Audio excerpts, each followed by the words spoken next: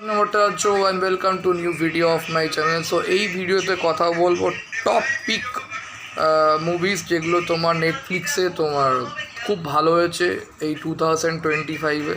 তো কোন কোন মুভি 2025-এ নেটফ্লিক্সে তোমার খুব ভালো হয়েছে, তো সেই কটা মুভির আমি নামগুলো করে দিচ্ছি।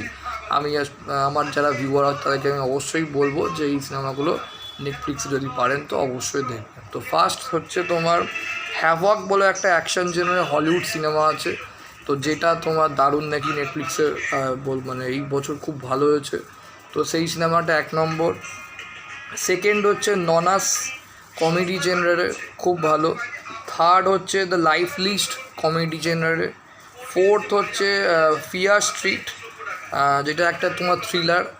ফিফথে হচ্ছে কেও বলে একটা আছে থ্রিলার। আচ্ছা, সিক্সথ হচ্ছে এক্সটেরিটোরিয়াল, সেটাও থ্রিলার।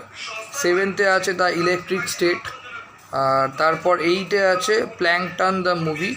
তো এই 8টা সিনেমা হচ্ছে সাধারণত টপ পিকস করা হয়েছে ফ্রম নেটফ্লিক্সে 2025-এ, যেগুলো খুবই ভালো হয়েছে এবং শুধু ভালোই না, একদম দেখার মতো।